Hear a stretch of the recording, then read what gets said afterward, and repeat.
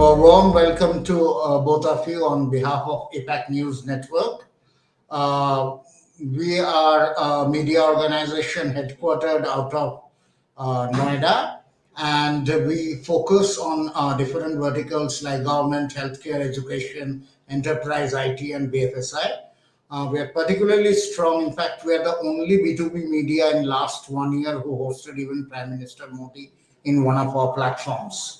So primarily the interaction today, we would like to start maybe if you can give an update on the solutions and services that FireEye portfolio offers specifically with respect to the Indian market. What are the solutions and services that are offered? Thanks. Sure, let me take that question. Fire solutions, there's two portfolio solution, including the fire solution and the maintenance solution. For the fire solution, it is basically technology that provides high efficacy detection, protection, and response capability under the umbrella of what we call the XDR platform that is able to help a customer triage across multiple telemetry to give the best outcome to be a response to advanced threat quickly. Okay, there are technology that involves email advanced threat protection, network, endpoint EDR, SIEM, workflow orchestrations for security orchestration, and so and so. Right? There's many other bits and pieces of technology that's part and parcel of this whole stack.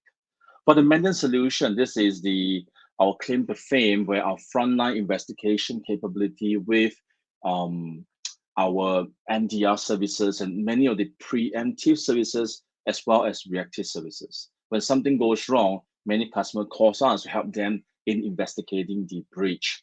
Our researcher for intelligence gives us insights into what the threat actors are trying to do, in different part of the world, like the SolarWinds attacks, like the Microsoft vulnerability attacks. We saw them at a much earlier time. So this is what gives us a differentiation, in our capability. Okay, thanks. So specifically, coming on talking about the solutions, and especially if we look at the last 1.5 years during the pandemic, what we have seen is two fundamental changes. Most of the enterprises were sort of forced by circumstances to migrate most of their applications towards cloud, and a sort of a forced digital transformation, if we may say. That is one part of it. And second is, since most of the employees were either working from home or working from any remote location, a lot of heterogeneous devices and networks were getting into the system, so which sort of increased the security vulnerabilities, and the entire security paradigm sort of changed. So I would like, how would you be able to map these changes and explain how the FireEye solutions and services sort of helped enterprises manage both these situations better? Okay. Anthony, you want to take this up? Yeah, sure. But I think before we go into that, the answer on the solution part, maybe Shrikant interact with a lot of customer who deals with this change. I would love to hear his opinion about how does this change fundamentally affect different usage patterns, in different companies. Before I jump to the solution part, would you like to share a few points, Shrikant? Yes, so I think if you look at the attack surface, as you just now mentioned, the attack surface has changed. It has been modified. Naturally, the attacker community will have to relook at this attacker surface in a slightly different way.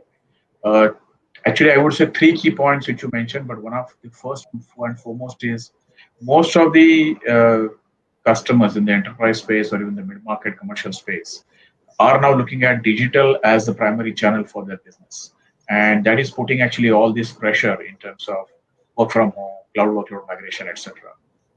In order to look at how do they run their business still successfully in the current lockdown situation. And naturally, when you look at what's happening on the attack surface and what is happening actually from the threat landscape perspective, If you add now the geopolitical pressure on top of that, then you look at India as a separate country where pharma perhaps is one of the key vertical within the manufacturing, which is at its highest visibility from the global point of view, from the attacker community perspective.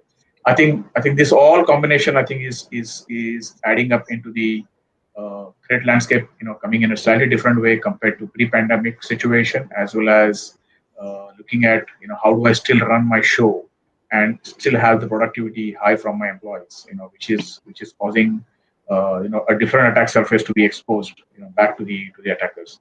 I think this is a whole combination is what we are looking at from FireEye to really go and address from our solution bit perspective. Actually, Anthony will take you through that, but I thought I'll just give you some visibility because there are other elements besides digital initiatives or channel, but more important also is geopolitical pressure. Also, if you look at some of the key verticals and like manufacturing, but within that, pharma, specifically Sure. from Indian context point of view. Third area, which I would say is also equally important, is supply chain attack, which we have seen for last 6 to 8 months. I think that is becoming as well key for us because India is supposed to be a service hub for the entire globe. From if you look at from the IT companies or BPO companies point of view. Fourth point, I will say that besides a supply chain, in case if at all we have to look at the regulatory aspects also, the way I think government also is trying to relook at the whole data privacy, data sovereignty kind of issues. I think this entire thing is now going to add as part of the difference between pre-pandemic, during pandemic, and post-pandemic situation. I think, and that's where I think we are also watching it very, very carefully, seriously, and carving out our conversation with the customers, to understand their challenges, their pain points, and then draft our solutions and start talking to them. Anthony, over to you, Anthony. Sure. So with that context as background, I want to highlight, I think in general, right, I highlight this two angle which enterprises are adopting cloud. First of all is productivity tools, meaning that there is a big push to move to the cloud, whether it is Microsoft O365 on messaging or Google Suite for Google Suite of equivalent product, and partially because it is from a consumption base, it is easy to use, it's easy to control. The other one is workload that the customer needs to migrate because it's meant to be customer facing. Running in a local data center can become too costly to maintain. The fact that everyone's working from home is hard to remotely manage all this environment from outside the internet. So with that in mind, now you have a challenge where it will never be a all work from home or all work in the office. The new norm is it will always be a hybrid. The users will work from every different location that they need to be. It could be a coffee shop, it could be Starbucks. So from FireEye's perspective, there's a couple of points to highlight. More than 85 to 90% of attack comes from what? Comes from email. So the protection on email, especially on the O365 email or any email solution, becomes very important. In the email part, you know of the different attacks, right? Phishing, whether it's malicious link, attachments, and all this. That advanced threat comes through that. The fraud-based attack, we call it the business email compromise, where the attacker try to portray as a supplier, for example, right, to con the, to fraud the payment department or the finance department to transfer money to a different account. So that part of it, our advanced email protection or solution definitely helped a lot. The other part is when the attacker come into the network, he or she will have to do a lot of lateral movement, right? Movement within the network of the victim or the enterprises to identify where's the end state, where are the precious gems that you're trying to get access to. It could be a payment system in the bank, it could be an insurance system, it could be the design of an engineering drawing. That requires detection of not malware, but human activities. That means that bad guys who is using the normal tools to perform work. For example, if the attacker is on the secretary's machine and he's trying to do a network access to a administrator's machine or the data center, how do you know it's malicious intent? That is what we call lateral movement detection. Fire has technology that does that. And last but not least is the EDR solution, as we all know. That anything that is malicious from signature-based, non-signature-based, that you can do remote investigation, you can contain the endpoint from your home becomes a key part. Biggest challenge you have now is because they could be from a coffee shop and get infected. How do you ensure that that infection doesn't affect the rest of the organization?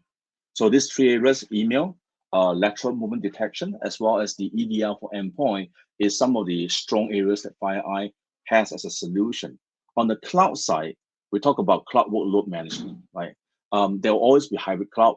Our security solution is called Cloud Advisory. So what it does is allow you to set in place rules and templates to ensure that all those human-based configuration errors or that illegal activities or what they call violation of the policy doesn't happen.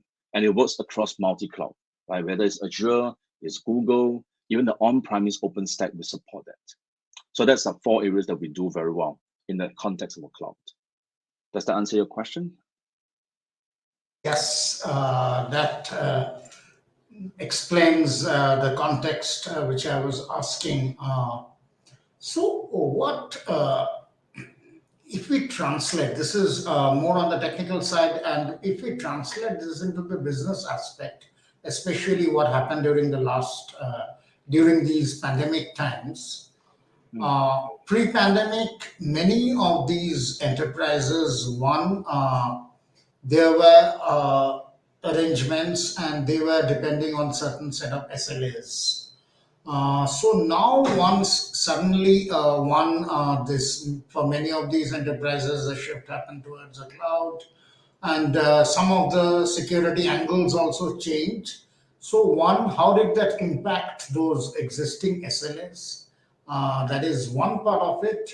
And two is overall from a FireEye perspective, how did you sort of balance between one with the existing set of customers, if I may use a word, deepening the engagement with the existing customers, on the other hand looking at acquisition of new customers? So how did FireEye balance between the two?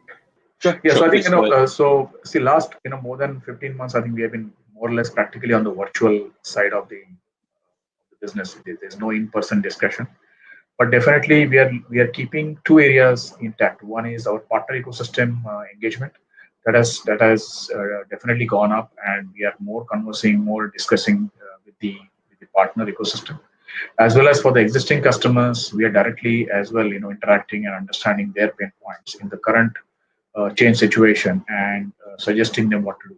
We have many examples actually in last, I would say, more than a year, where customer has gone and adopted not only new technology solutions which will add to their defense, but also we have gone ahead and given them the platforms, like for example security validation platform kind of a solution, where even they themselves can keep checking their other defense, other controls, from their cybersecurity defense point of view as well. So yes, I mean this has been done pretty much remotely.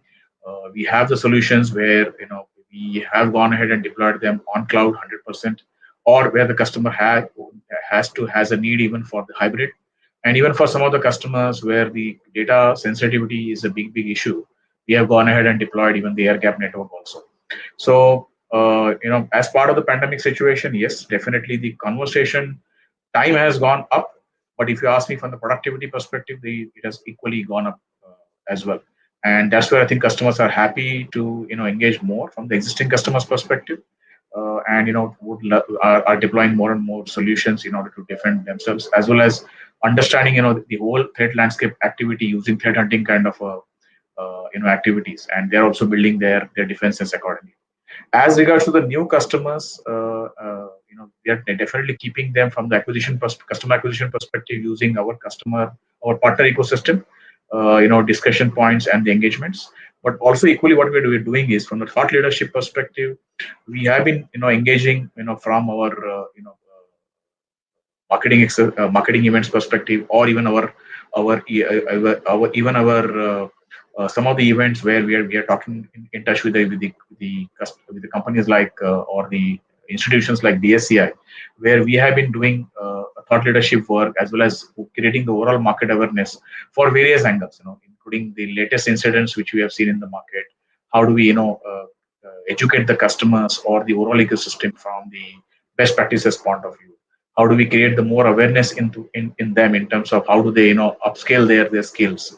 How do they use the ecosystem of our partner landscape more effectively in order to fill in those skill gaps which customer has on their side and can they use them actually remotely or even perhaps some of them even on site. I think these are all I would say effort which has gone in last 15 months in order to sustain not only conversation with the existing customers in order to make ourselves more relevant for them and also even for the new customers and how do we keep a track of their journey in the cybersecurity maturity using our partner ecosystem as well as our thought leadership and the uh, and the engagement with respect to best practices which we can perhaps go and guide them. I hope Rajesh that gives you good insight in terms of what we're doing for the last 15 months. Sure. Thanks.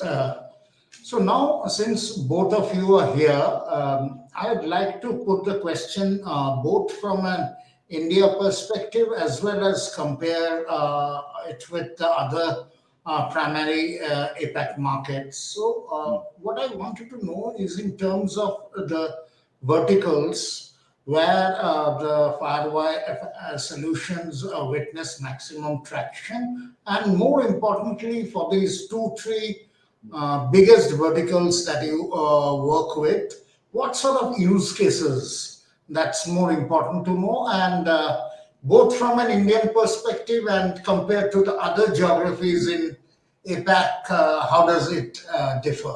Why don't I let you start, Shrikant, for India? Okay, let me start. I think within APAC, I think every region. So we have 5 regions in APAC. But definitely from the India region perspective, we have got one is of course the pandemic situation. I spoke about the pharma industry as well, which is clearly a supplier the entire globe in terms of the vaccination program point of view. Third is we have got nice friendly neighborhoods. So naturally we have the geopolitical high pressure as well. Considering that India is at the epicenter from within Asia Pacific as well. I think these 2 or 3 areas are definitely adding the pressure back here in India from the cyber perspective because as the government is putting more and more effort and along with the enterprises, along with these key verticals like banking, finance, government defense, they are really putting up their efforts in order to drive a digital economy or digital initiatives and really come out of whatever has come and hit from due to the pandemic situation. So I think that's where I will stick to 3 key verticals which India is known for from the business aspect for us as a FireEye. One is banking finance. Classically, that's where the cybercrime activities are seen more. Cyber espionage, that's where the government defense, and especially within government, I would say mission mode critical projects or even otherwise a defense in a classical way. And third one is the IT ITS vertical, which is specific for perhaps India. The reason being, the IT services for the entire globe. India is the hub, and I think these are the 3 key, I would say, areas or verticals where we are focused upon. Fourth vertical is not really major in totality, which is manufacturing, but definitely within that, critical infra and pharma. I would mention that these two areas to where we are engaged and busy with for last 15 to 18 months.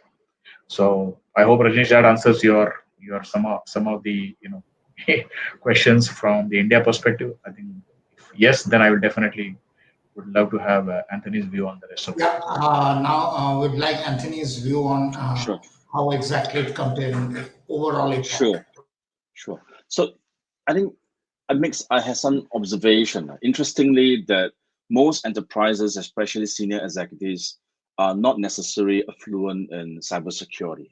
Over the last couple of years, they are, the organizations are maturing. Senior board level members are beginning to understand that cybersecurity is about business risk. So when you mention that which industry is, doing well and all this, my take would be when there's breaches incidents in those industry, as an example, and it has been loud, everyone becomes very aware about it. What do I mean by that? In the past, breaches in OT environment or operation technology or manufacturing may not be as known, but you look at the rise of the ransomware gang since last year, in April when Connections was attacked and subsequently the ITITS become very aware and they're concerned, like in India especially, right? Everybody's worried about Maze ransomware.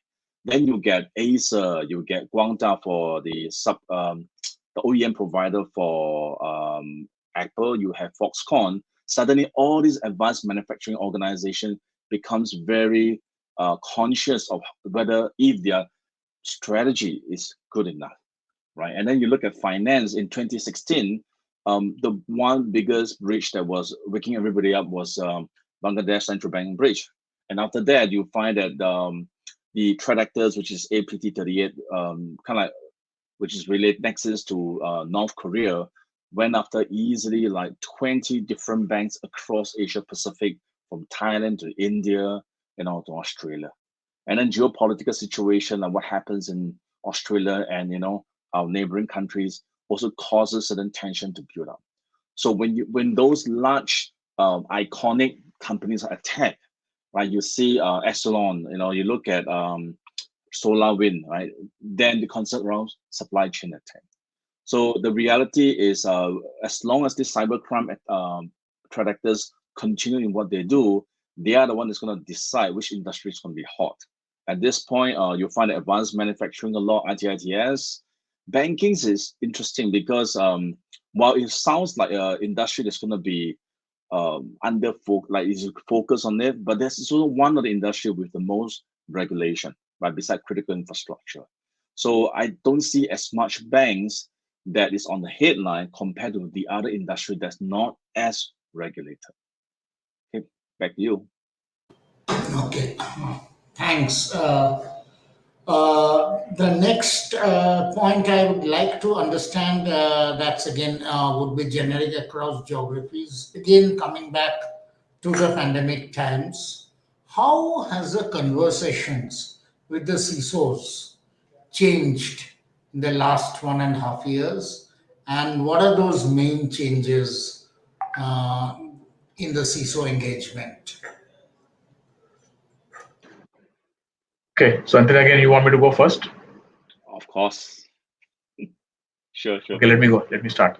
So I think CISO conversation has changed. If at all I have to look at, I will divide it into three parts. Okay, first one was when in India when the first lockdown happened. Actually, the CISO discussion was all about how do they gear up, along with the IT team and roll out some of the technologies and solutions in order to uh, scope out, or I would say, allow the organization to run, remotely, work from home, or even cloud workload migrations and those kind of things. So they were all busy in rolling out these technology pieces. Then what happens actually next was, and after about first 6 months, when all these technologies got deployed, the next step was, how do I ensure that, while I know I have gone ahead and deployed all these initiatives, which is helping organization digitally, but how do I ensure that now I'm safe and more secure, and everything has gone, as per the planned, activities in the first 6 months of the pandemic. I think that's where the focus was on. And now for last 6 months, I think they're trying to adjust and digest that, in case if this becomes a new norm, how do I go and size up, my future in terms of the team size, the team skills. How do I, start giving the inputs back to the board or to the management in terms of how do I look at the next, in terms of the investments, both in the people as well as in terms of technology solutions, etc. And the third area naturally it becomes that how do I transform my team now from which was I would say from the Indian context point of view, which was more focused on compliance and governance.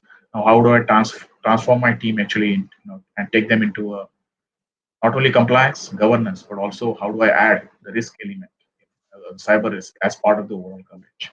I think this transformation, I think, is becoming key, in last 6 months, because if this new norm, where you're talking about the hybrid situation, that means some team members are working remotely, some are actually on site, and vice versa. So this is going to go on, correct? And that's what the indications are from the market perspective. So how do I transform this entire team now?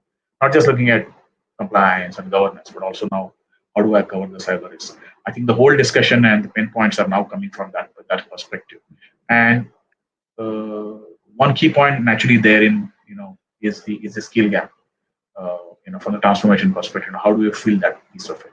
So this could be filled in, using the partner ecosystem. It could be filled in using some of the technology and tools which they can go ahead and acquire and deploy and start rolling it out. I think, yeah, that's where the whole conversation is now hinging around. So the new norm is becoming now kind of a change in their thought process. And more important, I think, over a period of next 24 to 36 months, in case if the digital channel becomes a primary channel only, and which is going to contribute close to about, I would say, more than 80% of their business, actually CISOs and the CDOs will have to work very jointly in order to take this risk back to the board or back to the top management. And I think that's what the whole conversation is hinging on in last 3 to 4 months or 6 months. Anthony, in case if you want, definitely add Sure, something. sure. I think there's in the whole pandemic situation, even way to 2019 and even before, there's the force of the different forces that's compelling the movement is very different. In 2015, 2016, when I meet with customers in India or anywhere, the first question they ask or they are come to their mind, or even for CISO especially, is what's the consequence when something goes wrong, right? If there's no regulation that make them accountable, the pressure is lesser, right? Then they look at the current setup, what is good enough.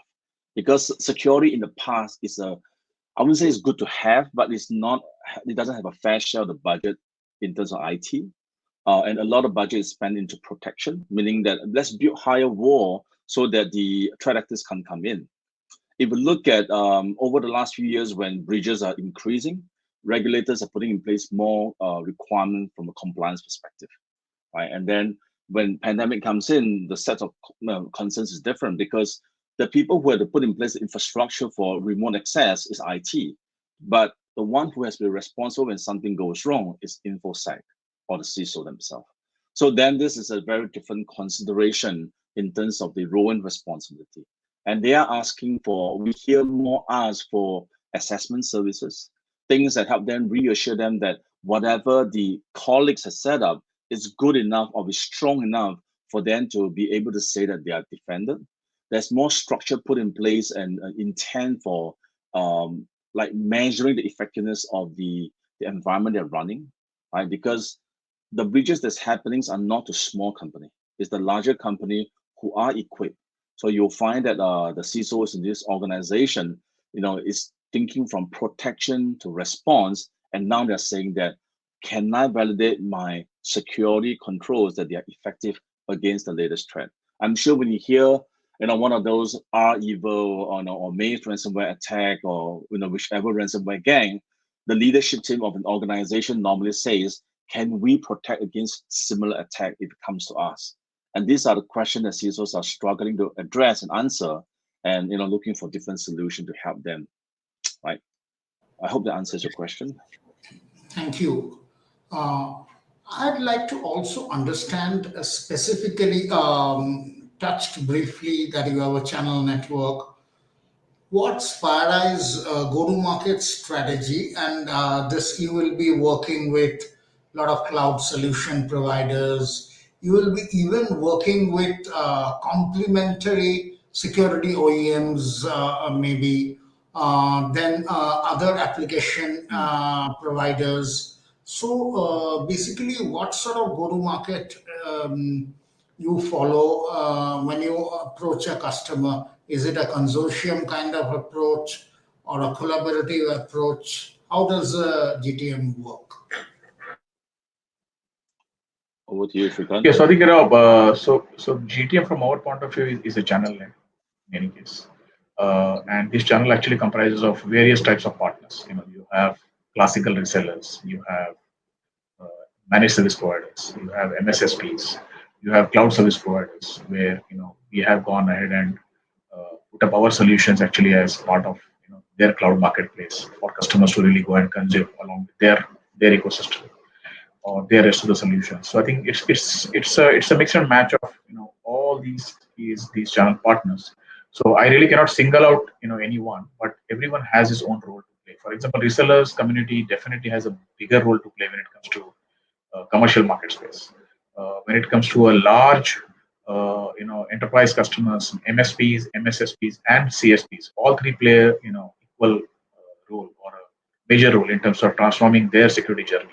And definitely we have our direct sales coverage team as well, which basically helps out and participates into this ecosystem in order to support various types of customers. Now, whether we're talking about large SI-led business, which is part of say government or a defense verticals, or a large MSP-led or MSSP-led business, where you are talking about various technologies and solutions, not only fire, but even the other complementing technologies and solutions, which basically make up the overall readiness or the solution for the end customer. I think yeah, we work with that. So there's no, I can't really single out anyone from the overall ecosystem perspective. Everybody is equally important for us. Everyone equally contributes to our success at this stage.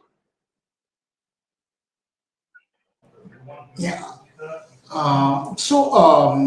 What we would like to conclude is on two fronts, and this is a slightly, maybe I'd say, forward-looking question. One, if we look at the next 2 to 3 quarters in terms of solutions first or features in products, what will be the focus areas in terms of addition of features or new solutions or new services, uh, or also in terms of geographically, any expansion plans, or in terms of infrastructure wise, vertical wise, any expansion plans. So if I may list down from a FireEye perspective, what will be your 3 or 4 key thrust areas over the next few quarters? I think this one definitely you can go for. I will add. Sure. Okay, sure. I think there's two parts to that. One part is the business aspect. The other part is the technology. So from a business aspect, I think is let me clarify. There's two parts. One is geography. The other one is industry. You'll find that FireEye will invest into areas where it's growing. For example, India is a growing region for us, and we are investing.